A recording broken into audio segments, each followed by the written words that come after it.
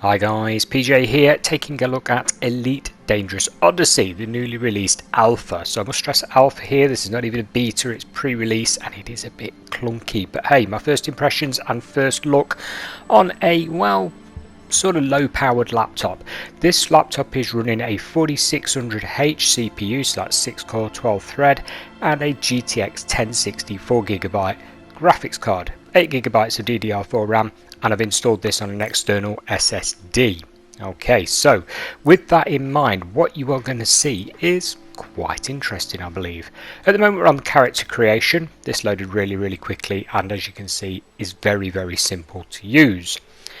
When we've created our character and got into the main game, I'm actually going to run on-screen display showing you all the CPU and GPU usage, FPS, which yes does drop low. This is an alpha, guys. They are going to obviously improve it as, you know, builds become more progressive before release, etc. But let's get into the main game, into the space station, and start having a look around.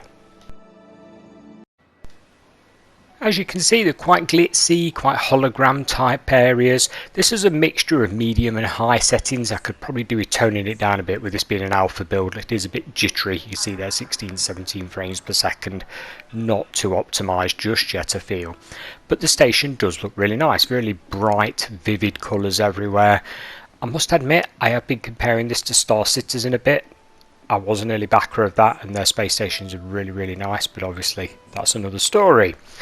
So in here we've got various shops, we've got mission givers all over the place, which is basically the people with the icons over their heads, and you can buy weapons, suits, you know, you can cash in like plant life forms and stuff that you've scanned, so you can sort of, you know, make money that way if you don't want to do normal missions at the genomics store there. And yeah, we've got a display window, look at that. We've only ever seen these from outside. This is the starting place. Okay, so you got this lovely purple sky going on there. This is where you start the game. I have been to another station and yeah, it is different. Moving on, we have a mission giver here. Now I picked this one at random. There are quite a few, as I was saying. This one wants you to take down and kill Mercedes Kemp. Okay, so we've obviously got some sort of outlaw there that we need to go and take care of. He's at quite a distant location, so you know we're going to have to book a shuttle to that at the moment. I did try and look at bartering the price, and although it looked like you've got a reasonable chance of it, you know, it sort of failed. So I don't know if that's a bug with the alpha or just I was unlucky on that particular time.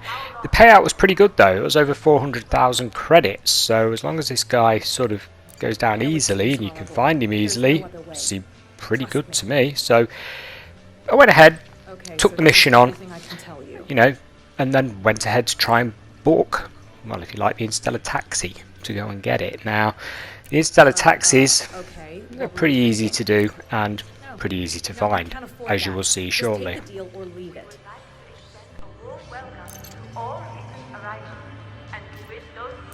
Please don't let me down. Moving swiftly on to actually booking a flight to be able to get to the destination, you come to this character. You've got your galactic map there, and obviously you're going to go to the location that you've already purchased the necessary contract for. In this particular case, this little planet here was quite full of areas, but we're going to Peddler's Manufacturing here, or Peddler Manufacturing, and we just highlight it, tab across to the right hand side there. I'm going to bookmark this so I know where I'm going, and as you can see the shuttle cost 100 credits. So then when you've done with this, you walk across to what is basically a turbo lift. Go in your turbo lift, and yeah, you're going to see a hangar from a different view for the first time. You've all seen these hangars before, but not like this, where you walk up to the ship. I think this is quite impressive. I was, you know, really impressed with this one. I mean, the ship itself, not too bad from that angle, I suppose. Like I say, there's a lot of popping at the moment. The graphics not loading properly and stuff, as you can see, very slow. It's meant to say Apex on the side, but it's just a sort of splodgy mess. Go to a sort of teleport into the cabin here. There's no step ladder, no glorious opening a door and getting in. You just fade and then you're in, but hey ho, you know. And that's it. You are a passenger for the trip. You know, you've got a pilot just to the right hand side there, and he's just an autopilot. He just gets on with it and quite literally taxis you to the destination.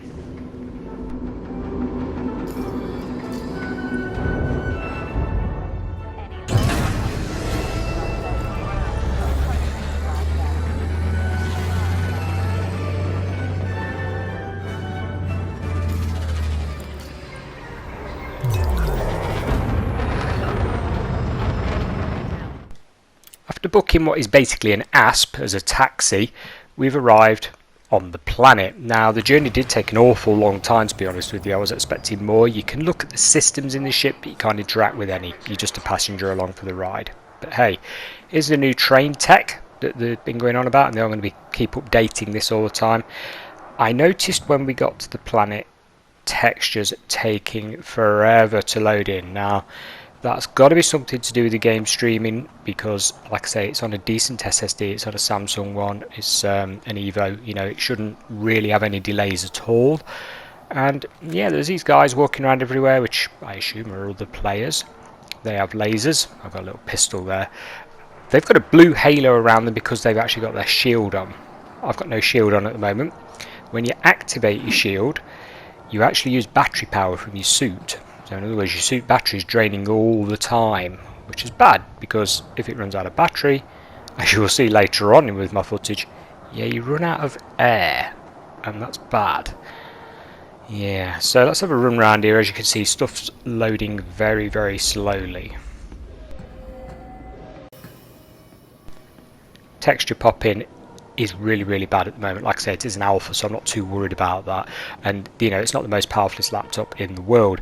I am going to run another video on my RTX powered desktop to see how well that runs it.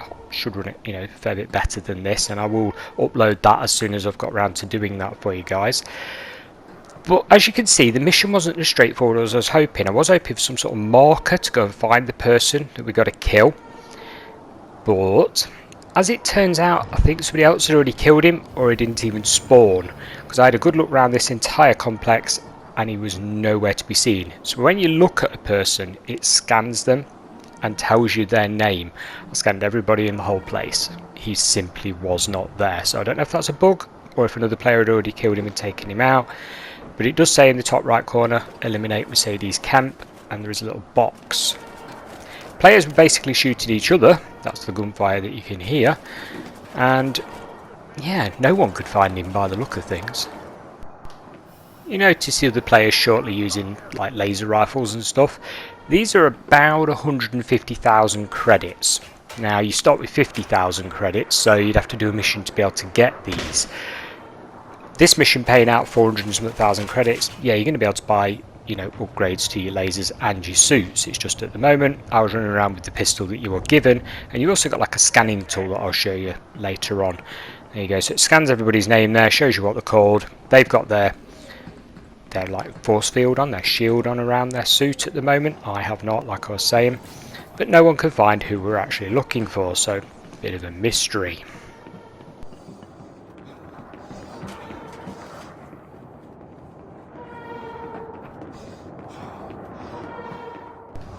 Now this commander, I would imagine, is wanted. His name's in red, he's got a little red symbol going on there, and the others seem to be trying to, you know, take him out, so I'm guessing this commander's wanted. He must have done something to annoy the residents of this particular settlement, if you like.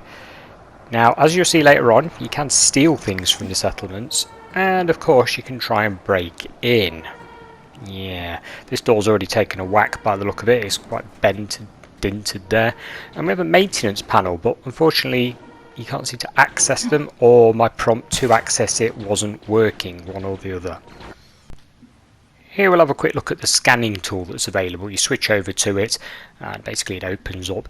This is to recharge your suit or your air levels, but as you can see that wasn't working either. And then we go over to the maintenance hatch, and I got no prompt for that either, so unfortunately I couldn't sort of fiddle around and try with that. And yeah, I'd had my shield on at this point, so air levels were going down. As you can see, I got a bit of a problem there, and I couldn't recharge my air supply. Now whether that's a bug or it's just not in the game yet, I'm not completely sure, but yeah, it was sort of fatal. It was game over for me, and back to the nearest star base to carry on. I did steal these quickly though to see what had happened. You got the option there, look, to just take them. No alarms went off or anything like that, but I would imagine I maybe went red to other players, you know, in a wanted list maybe, who knows. But yeah, did manage to get in one of these doors once on my playthrough, but unfortunately the alpha crashed, so I couldn't really use that footage to show you. I don't know how I got in. I was just standing near it and all of a sudden it opened. Nothing to do inside, unfortunately. But yeah, missing options maybe, who knows. That's it for today, guys. Thanks a lot for watching. I'll catch you again soon.